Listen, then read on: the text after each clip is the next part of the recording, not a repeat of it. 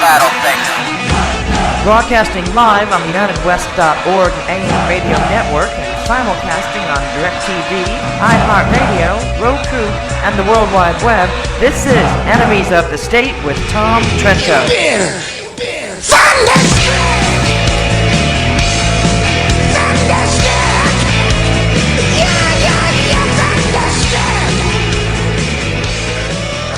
It's a rainy day in South Florida on Tuesday, April 21st.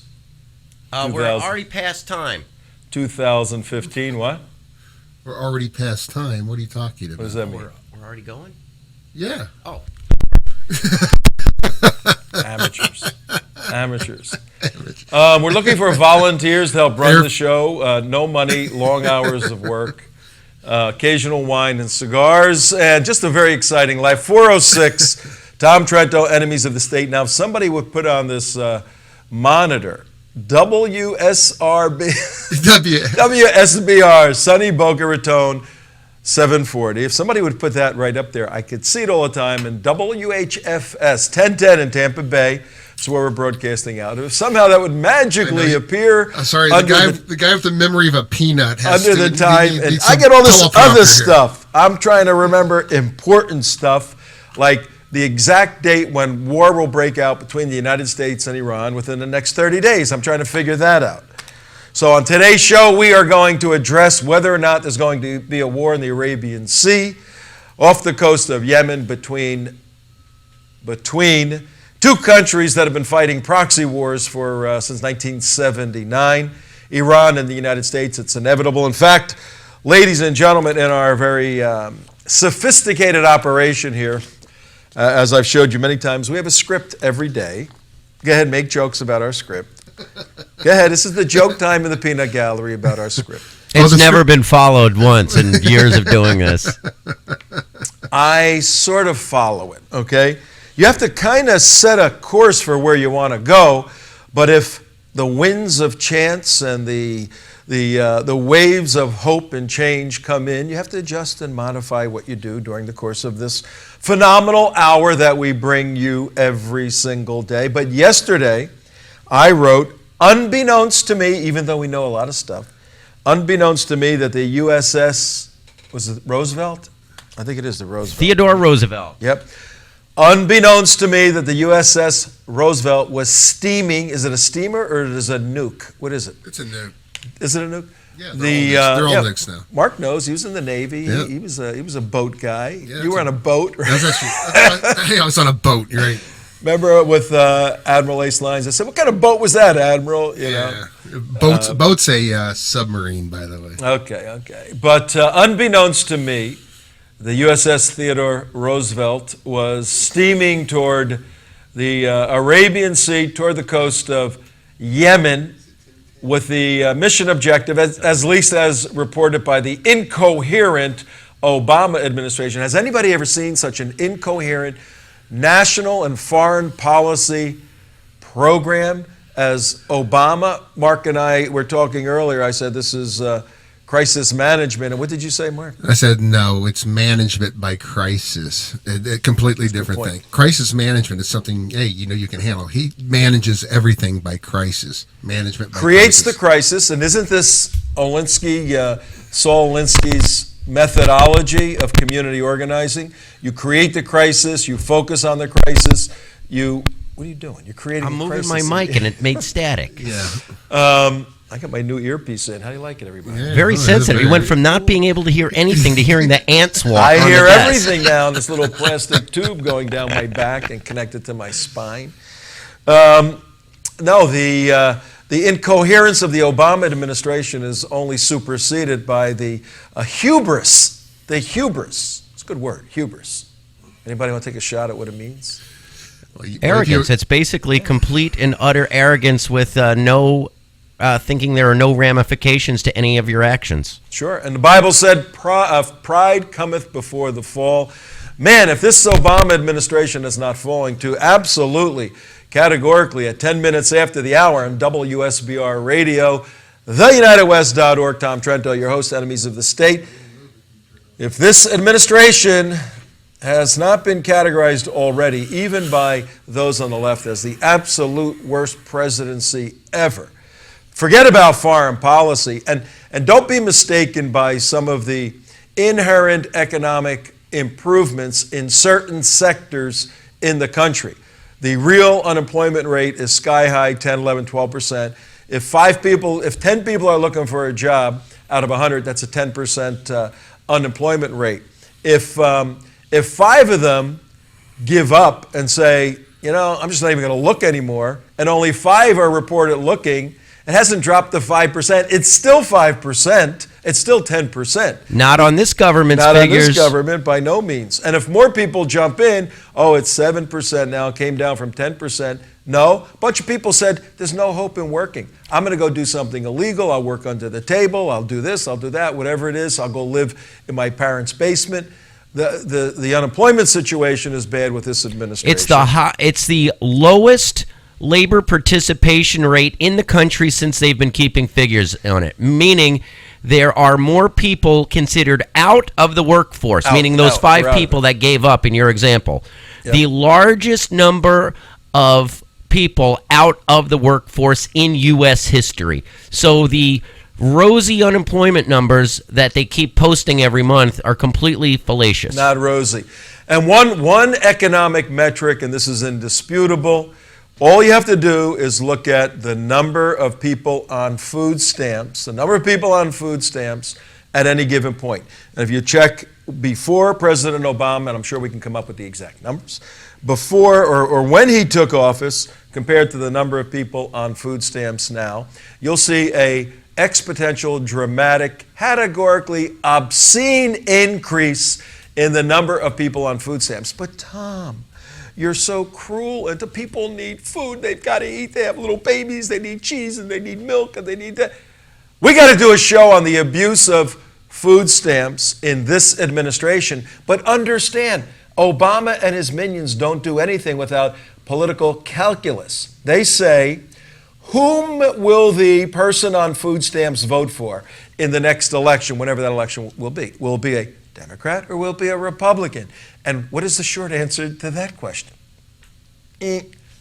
Democrat, okay? If you're on food stamps, you're going to vote for Democrats because Republicans typically want to roll back those sort of entitlements, those sort of benefits, or at least do what we did with the 104th Congress, 10 Congresses ago. I can't believe it was that long.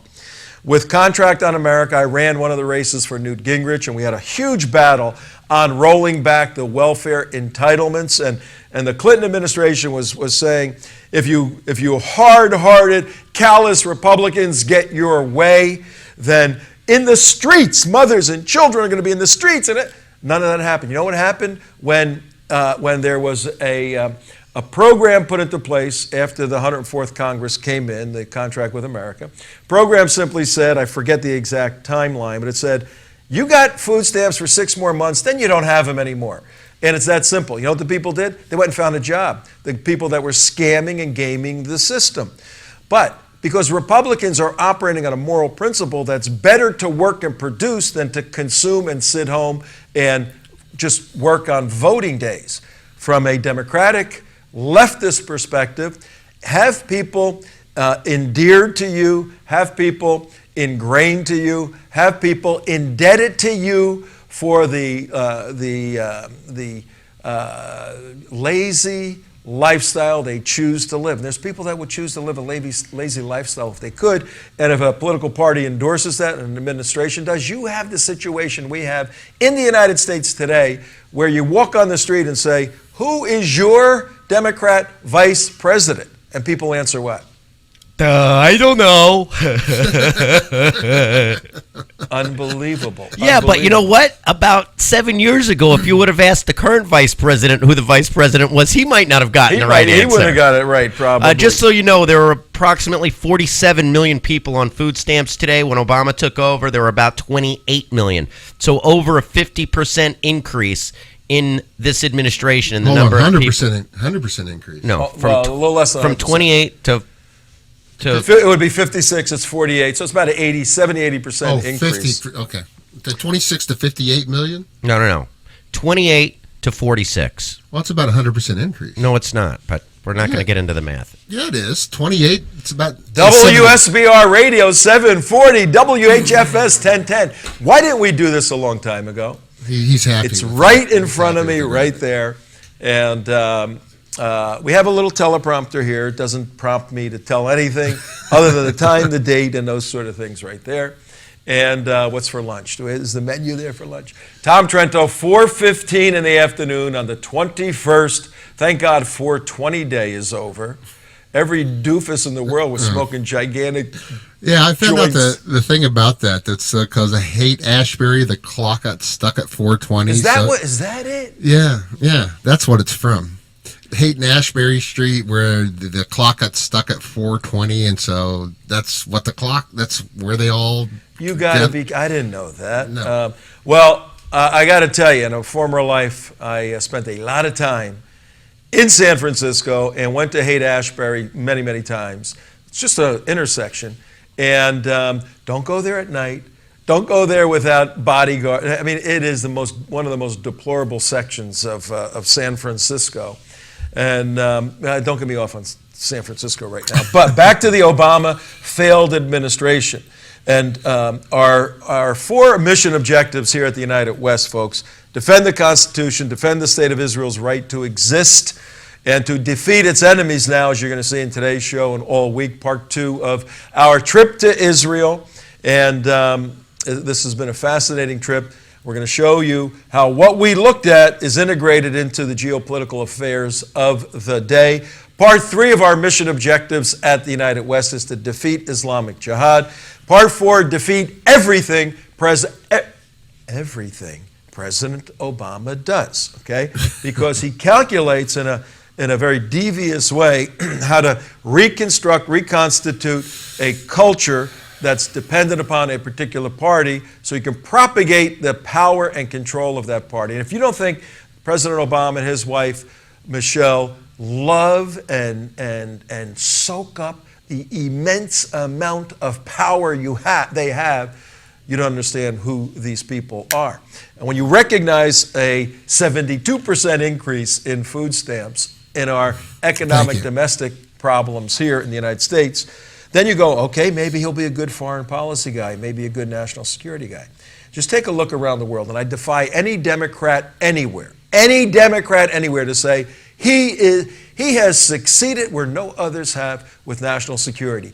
You could find 50 million Democrats that'll say that. I defy them to say that, and they will say that. I defy them to make sense out of saying that. That's a different story. And on, I think it was the 9th of June, 2009, or one of the early days, the 6th or 9th of June, somewhere that first week of June, he went to Cairo University in Cairo, Egypt, and it was the definitive global call to unite the world's religions in a messianic uprush of love and joy and unity and solidarity.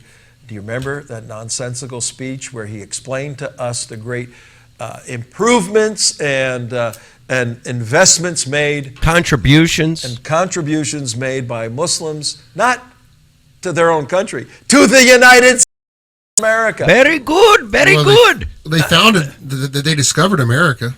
They were involved in discovering America, Muslims. And also the rocket From ship. a rocket ship. Actually, the two go together. 2001, you remember the We used a rocket ship to discover America. And flight, they discovered airplanes in flight, too. Imam Abdullah, Gandhi told us that. Where were you when President Obama had that great call for global unity with Islam and Judaism and Christianity? It's going to be a new world, a messianic world.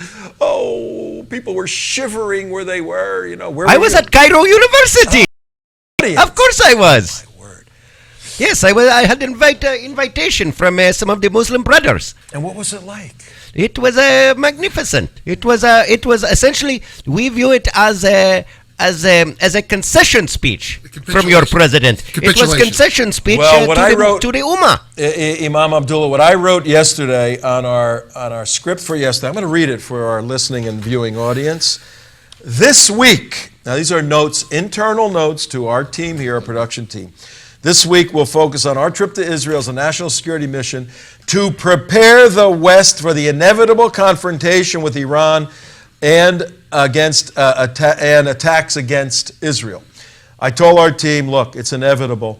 There's going to be a confrontation with Iran, and it's inevitable Israel's going to get attacked.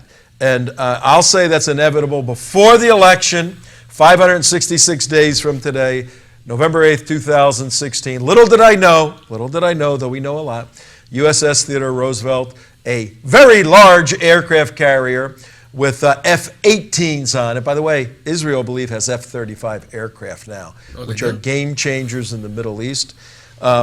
Little did I know that aircraft carrier was on there. We're going to go in a minute over to the Great Wall of the West. We're going to look at the map.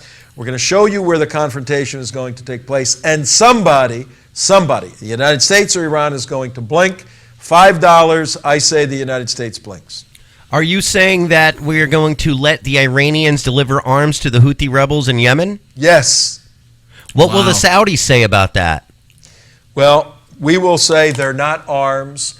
They're necessities for preserving life. Oh, humanitarian aid. They're humanitarian like the Mavi Marmara to yes. the Gaza Strip several years ago. That's how, because the Iranians are not going to allow investigations and boarding of their ships, but they will sign a document promising that nothing on board has gunpowder in it, nothing on board goes boom, nothing on board can have any bellicose matter in any way, shape, or form. It's all humanitarian goods for the poor Muslim brothers and sisters who are being beaten up by the Saudis and the Americans.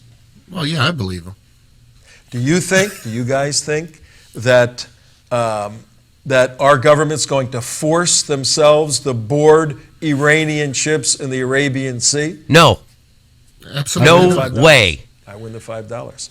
All right, now we're going to look at that in a minute. I had to bet that first. We're also, so this is Obama's failed foreign policies, failed on economic domestic policies tremendously. Let's take a quick look at how Real quick. Yeah. You just said that the guy's failed at everything. I just heard either late yesterday or today that it's the first time his poll numbers have gone positive in quite a while. So he has over a 50% approval rating as the world is falling apart, as we're having a nuclear arms treaty with the same country we're about to have a showdown with our Navy. Okay, so and that shows you how stupid the American public really is. I have no faith in the majority of the American public, and that poll proves it. I've given up on the American public, Tom. There you go. I've given up. Never give up. This is a never give up moment right now. I'm moving. Look, this is a very important point at 4:23 in the afternoon on the East Coast. Eastern Time, 4:23, Tom Trento, WSBR Radio 740, and I'll never get this wrong. WHFS 1010. You can write anything up there. I can read anything you got there. Tuesday, April 21st. Very important point for our activist friends, our decision makers out there. Quite possibly a cultural shift as a result of 30 years of cutting away the anchor to the Judeo-Christian worldview. When you do that, you start to float adrift in a sea of relative morality, relative ethics, relative understanding of what's right and wrong, particularly as it comes to national security. So it doesn't surprise us that significant amounts of people are unattached to essential or basic truth. Therefore, whatever the feeling is for the moment, and if Obama and his wife and kids were walking, they're happy, they give him a positive rating. But for the real people out there fighting for the Constitution, fighting for Israel, fighting against Obama, fighting against Islamic Jihad, nobody said this job was easy. Nobody said being an activist was going to have a big payday, that's for sure. Nobody said that it'll be solved in our lifetime. It is a calling for those of you, each and every day you get up, you go, why the heck am I doing this? Everybody hates me. You know, we can't go anywhere. I have no life anymore. It's a calling. You've got to move ahead on principle, knowing you're doing the right thing. And in the grand scheme of things, you will receive internal contentment. That means in the quietness of your heart, you know you're doing the right thing, fighting for God, country, and the American way. Still the best way out of 202 countries out there, that's for sure. Is that what it is, Tom? Well, let me tell you about this. Not only has Obama failed on food stamps and economic policies, and I was going to say, don't let the cranes in the various cities fool you. This is private sector money risking their money, saying, you know what? The prices are low now, fuel are low now, land, all of that. We're going to take the billions of dollars we've been sitting on, and we're going to build now. We're going to risk it. We're going to risk it. Not because we think, Obama is great and the country's getting better and all that. We're building something for the next 25 years. This guy's and a half. Looks like the Republicans probably going to win. We're taking a bet on the future, and that's how you build these big, gigantic buildings and complexes. So a lot of private money is creating a facade to look like the economy has improved so greatly that Obama stands as the recipient of that wonderful. What it really is it's the false interest rate environment that the Fed has been following for years. And so there is so much cheap 0% money practically that Wall Street is benefiting immensely. The financial prices, the stocks and the bonds have done astronomically well because the only people that really get to borrow from the Fed at 0.25% are the big banks.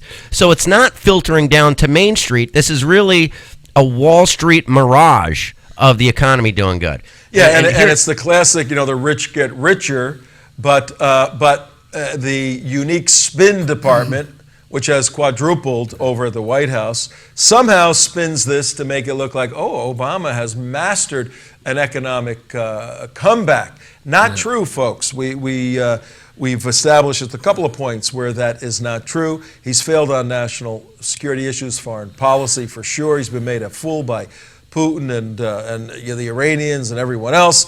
How is he doing, though, on managing his staff, selecting highly qualified people to head up phenomenally important organizations like, I don't know, how about the Drug Enforcement Agency? If you want to see one of the dopiest people in the world, and all of this is, again, cultural transformation. Obama is heartfelt set on bringing in the Chicanos, the feminists. Remember the quote when he was back in Occidental? I hang with the Marxists and the leftists, and this whole array of a subset culturally of people.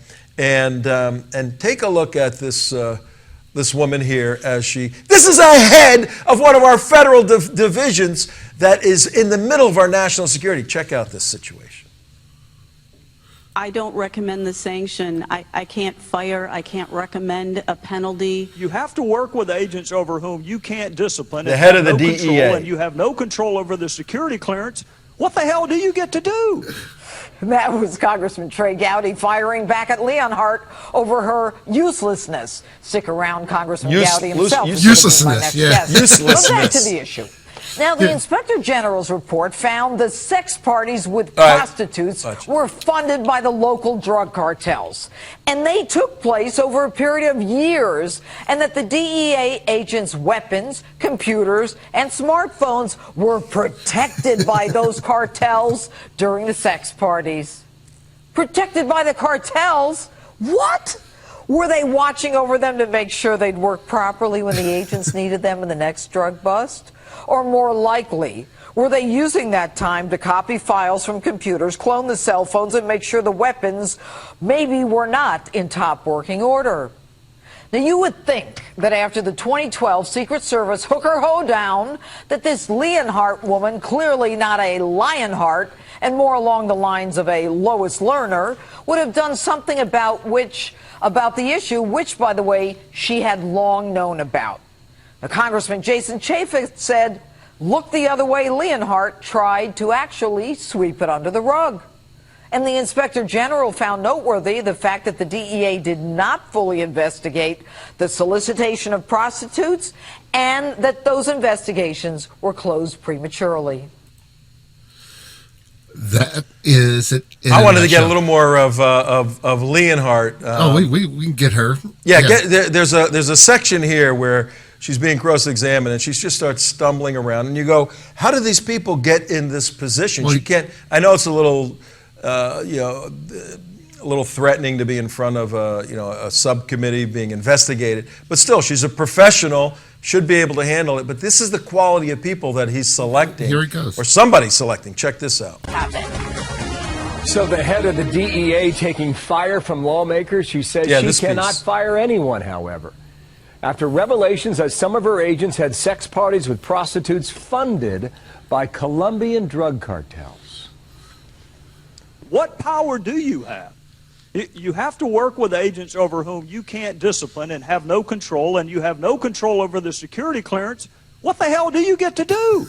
What I can do is build on and improve mechanisms to make sure that the outcome is what we believe the outcome should be. That's what's happening in your agency. You're protecting the people who solicited prostitutes, who had 15 to 20 Stephen Lynch, sex Democrat. parties, went through this whole operation, used taxpayer money to do it. Could you recommend that they fire somebody? So you're saying you can't fire somebody, but somebody junior to you can fire somebody. Is that what you're telling us? My position as administrator, under the Civil Service Act, we have to follow certain civil service protections. This is pathetic. That's pathetic. This is really, really pathetic. It's total pathetic. This is what you get, ladies and gentlemen, when you hire to run the United States of America a community organizer. We here at the United West and many other people, many conservatives, 2008 and 2012 said, whoa, making a mistake. An ideologue who's a community organizer is not fit to be the chief executive officer of the United States of America, to be the commander-in-chief of the United States of America. So what are the Democrats going to do? You're going to sweep in Hillary Clinton, who, after 87 years in public politics, is now trying to redefine herself. The Democrat Party is incoherent, led by its leader, President Obama. He is an incoherent individual. When I say that, I mean to the degree a person has a consistent worldview, where you have a set of principles you believe, and you go to a complex situation with your set of principles, and you interpret the situation through the filter of your principles, you're coherent. You have a consistent and coherent, maybe not a message people want to hear, but it's consistent, it's coherent, it's logical, it's true. Conversely, if you go into a complex situation and all you have is to make people happy and organize the community, your guiding principles get thrown out, and the strength and difficulties of the complex situation determine how you act. Doesn't that make more sense as to how this president has managed this country with his administration over the past 6.5 years? God help us. Mismanaged. I got one point to make here is to correct Lois Lerner.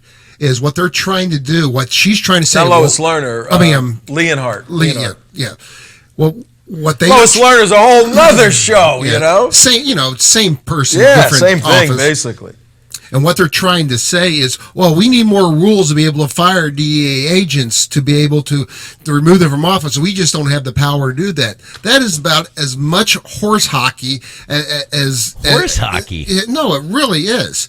And better than bull beep. Yeah, you can actually fire a DEA agent for 4 reasons. 1, conduct unbecoming a DEA employee. Now, this is right out of the law enforcement. Is partying with the people you're supposed to be arresting and while you're with prostitutes, is that unbecoming? You can fire them for that. Disrespectful or unprofessional conduct. Do you think that falls under being able to fire? They were respectful to the prostitutes, apparently, because they paid well with our tax dollars. Number 3, improper association with a convicted felon. Think drug lords fall into that category? Or persons connected with a criminal activity. Do you think that falls under having prostitutions with drug cartels? It was an outreach effort. Or just number 4, unprofessional conduct off duty. All 4 of those offenses fall under the reasons to be able to fire a DEA. You can't fire someone for something they did off duty. Leonhardt was brought in to help clean up. Remember the mess they had a couple of years ago in Colombia? Right. She was brought in to help clean this up. This administration is a joke. Now, years ago when there weren't the global threats like there are now, and these people popped up in Democrat administrations, you had a lot of fun with it, and you just went after them and exposed them. But now the stakes are so high, particularly nuclear issues on the table, that mismanagement of threatful countries, mismanagement of countries that I don't know, spend Friday saying, Mort America, death to America, death to America. You got to have a capability to manage this. We're going to show you 2 or 3 short stories now. Well, situations that relate to the Iranian. What's up? I just want to bring up one other point on this scandal here, which is highly critical. Even the Democrats, even the hardened core Democrats like Elijah Cummings, I don't know if you have his graphic. This is what he said about this scandal. He goes, details are truly breathtaking, reckless by the DEA agents, Cummings said. He cannot understand how such egregious misconduct could have continued for such a long time without being addressed. And this is Elijah Cummings, and here's his pickup here, right there. You know what I think's going on? Here's part of why even Democrats are teeing off on President Obama and the Democrat administration. Here's why. Here's a unique insight into the situation. Obama is doing so badly, particularly in the global public arena, that the Democrats have been very, very quiet.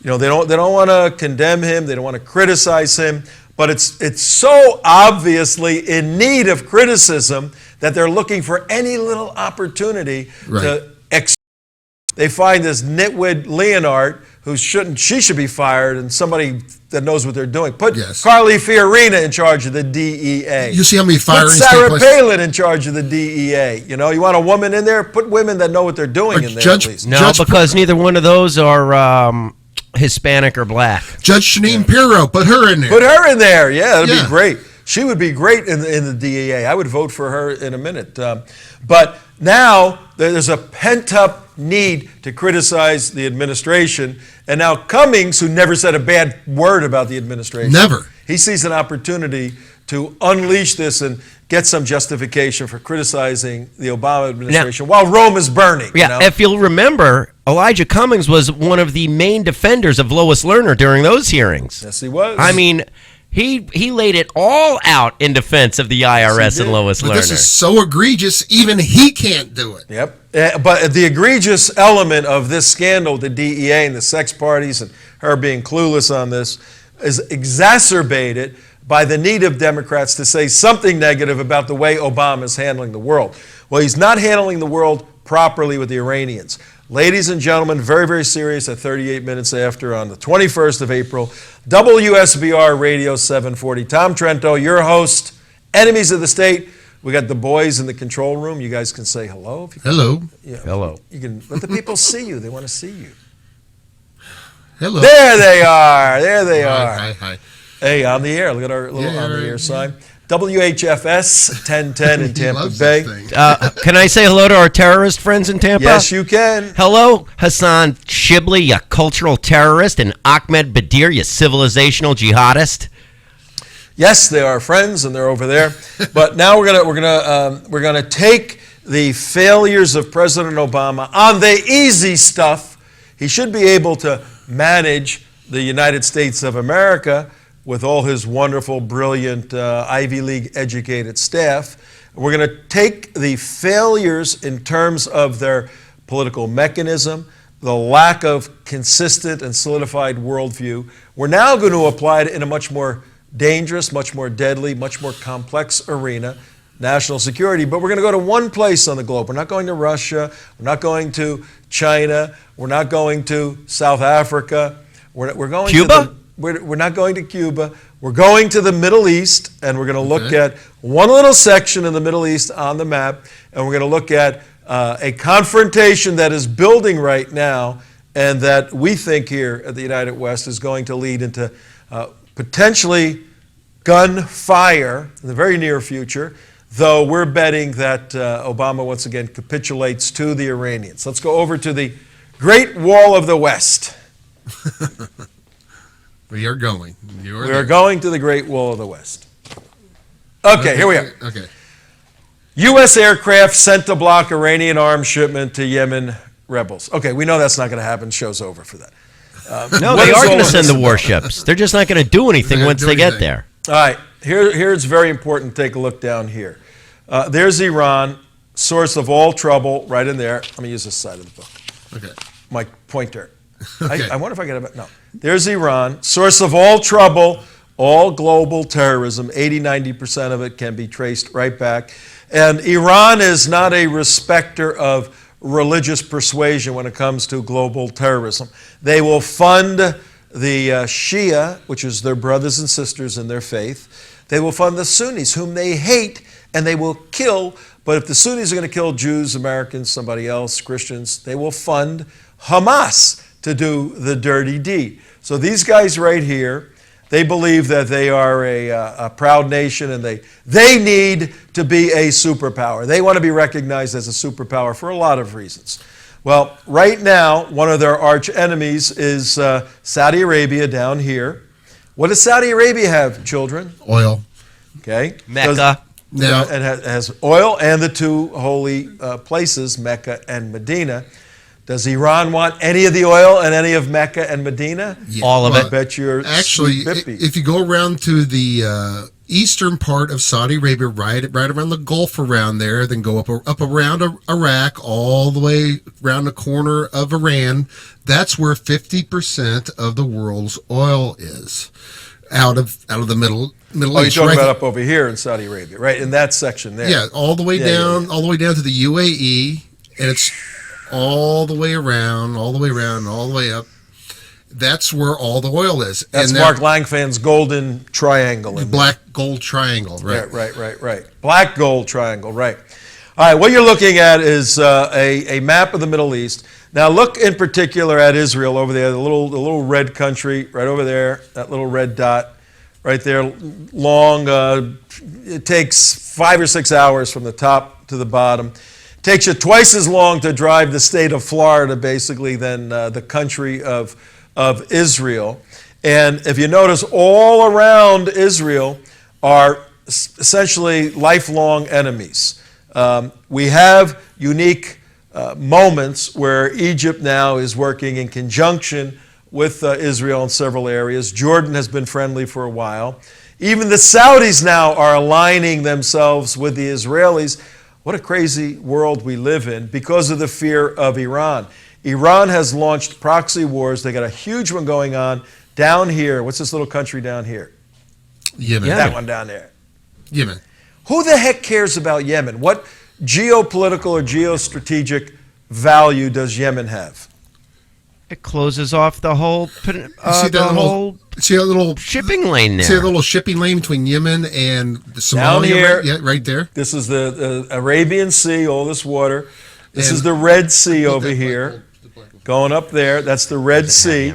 And why is that? Why? This is a Civics 101, actually World History 101.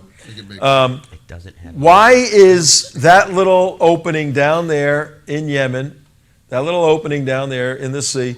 Well, if we can, all that black gold triangle that was here. We'll put it up here. No, I'm talking about from the shipping. All that oil that comes from that little triangle area has to go out around Oman, down there around the thing, around Yemen, and up through the Suez Canal up there. There's no other way other than a pipeline. There's no other way through Iran, Iraq to get to Europe and also the rest of the world. There's two geopolitical, geostrategic, there's many. Two we're highlighting right now. One is obviously the oil reserves that also go into the sea. So that area is very, very important. But the shipping lane that's so critical, the land mass, to the west over here is Africa. And if you go down the bottom, it's the Horn of Africa. For ships, all right, we'd even have to go further out. Okay. If a ship wants to get from the Arabian Sea up to the Mediterranean Sea, they have two ways of doing it. They can go down the Horn of Africa, all the way around, and go out to the west.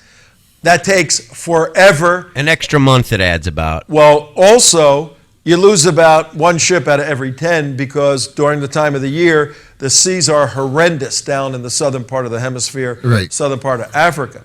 So somebody cut a little shortcut through here, and at least a natural shortcut from the Arabian Sea through the Gulf here, and then up through the Red Sea. How do you get, though, over that landmass right there? Gulf, the Suez Canal. The Suez Canal was built and fought over many, many times. So now we got a shipping lane that goes right through. One of the military tactics of Iran is to take control of Yemen down here through, Yemen's a country in a civil war. Basically, we have two groups fighting. I wonder what two groups of Muslims are fighting a civil war in Yemen. What two groups would that be? That's not the Sunnis and the Shia, is it, Tom? Oh, my word. How'd you figure that out, David? Oh, because they've been doing it for 1400 years. Oh, okay. So we have the Sunni and the Shia fighting each other for control of Yemen, a very geostrategic, important place, not only for oil, but for shipping. And Iran, wanting to be a superpower, says, if we help the Shia people down there beat the Sunni people, guess what? We control Yemen. We now start to encircle, back to the that other closer map, we now start to encircle Saudi Arabia, which we want to get our claws on. If we can take Yemen over here, Oman is a joke of a country. They'll knock that out in a week. But Yemen over here, if we can take that country, we got the southern base of Saudi Arabia. We got ourselves up here over to the east. We're taking over Iraq right now to the northeast.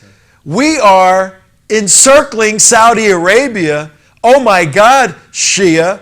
Anybody see what could happen in the near future if we encircle Saudi Arabia? We can control their black gold, their shipping lane, and the two holy places. Why do you think? Right there. Now, the gambit being played at 42 minutes after the hour. If you're just tuning in, my name is Tom Trento. Here today with Mark in the studio, Damon in the studio, others floating around the facility. Enemies of the state, name of the show. The enemy we're focusing on right now is Iran.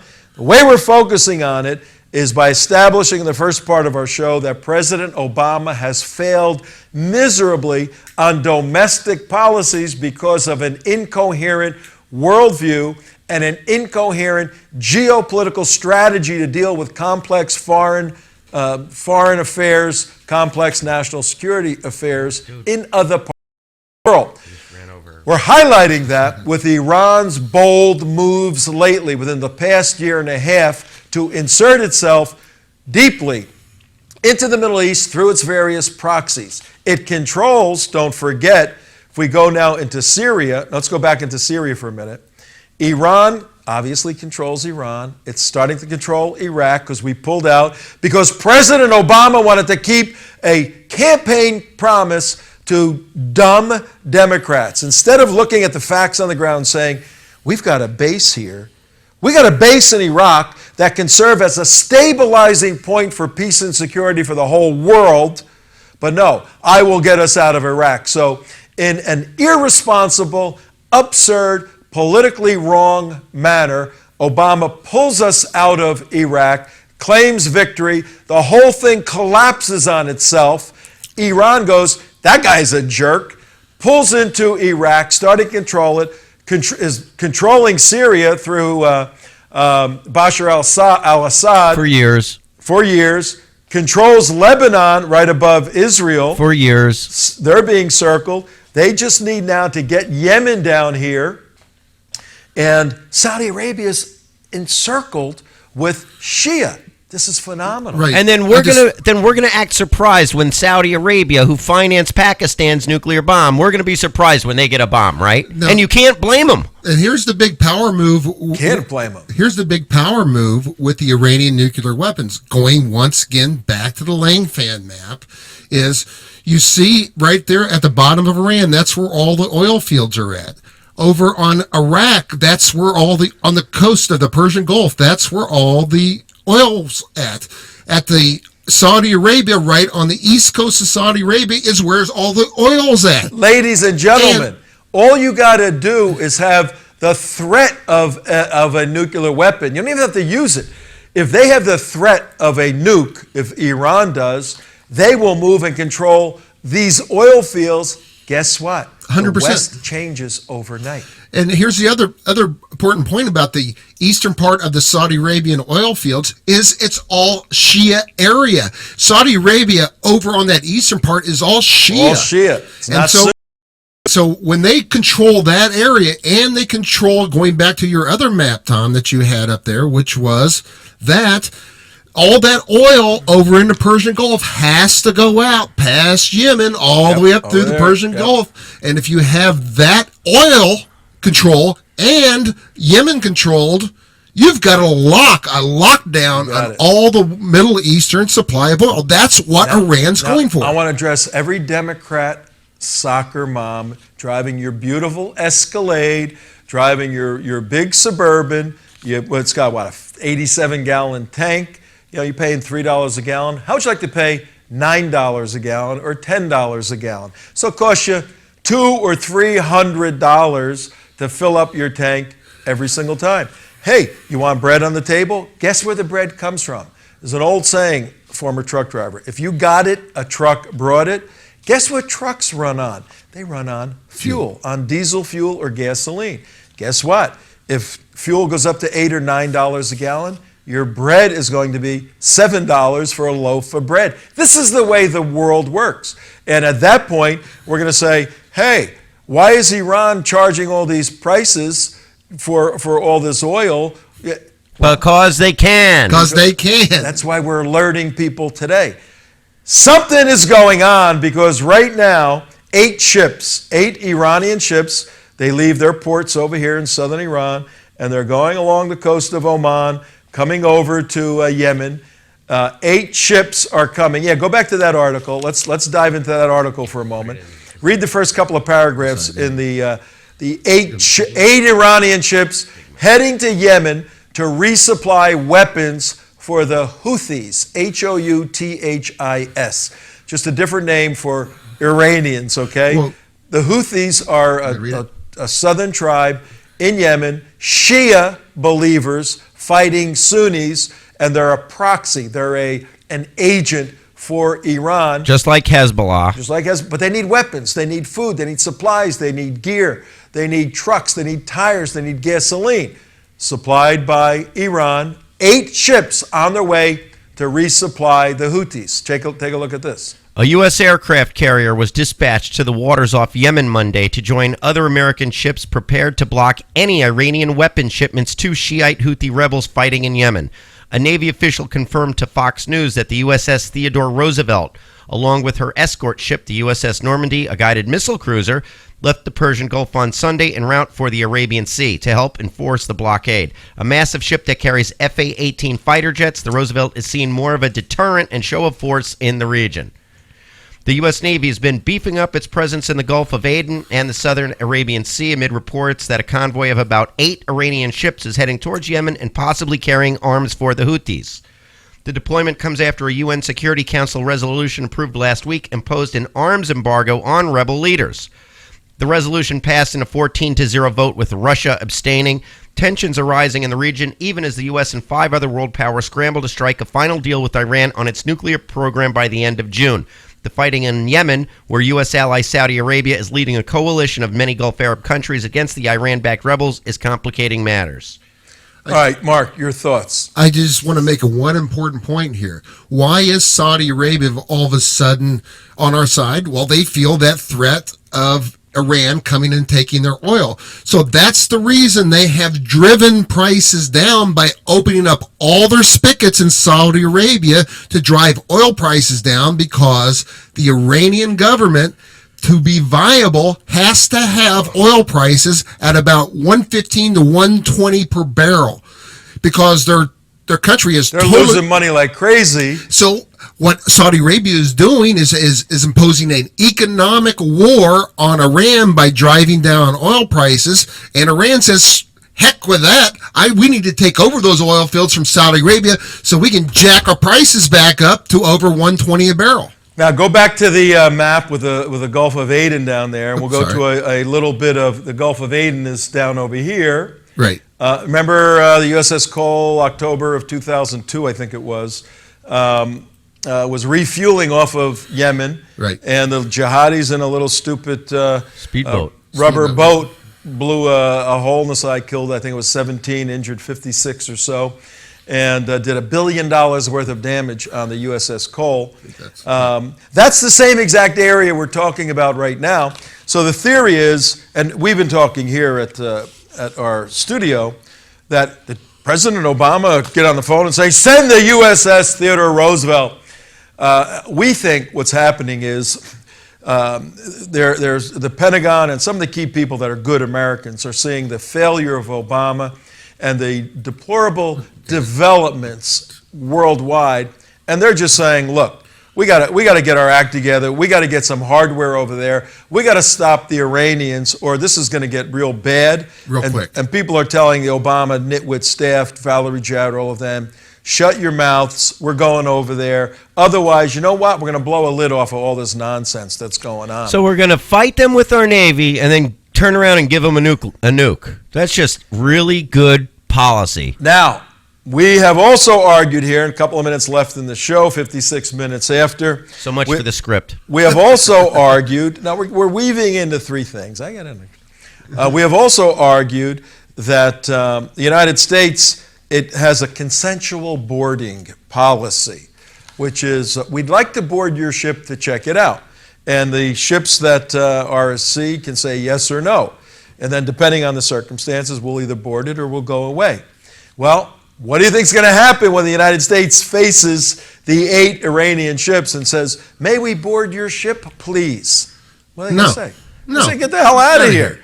What's going to happen at that point? It'd be a conflict. They'll threaten the nuclear talks. Iran will say, oh, you want to board our ships? We're going to walk away from the talks. Speaking of the nuclear talks, tomorrow we have a very, very, very important analysis where it looks like the Obama administration has hidden information from the public and used the hidden information in a very devious and egregious manner against Prime Minister Netanyahu and against American citizens for his own political capital. Eli Lake did a phenomenal investigative piece. We're going to detail it tomorrow. But I want to end on one other point. A recent general in the Clarion article, put up the Clarion article. Let me get a drink of water. Okay. I need this. You need what? There, you better? Yeah, I'm good now. The Clarion article talks about this General Salami. We got a couple of minutes, Damon. Read a couple of paragraphs where General Salami talks about allowing American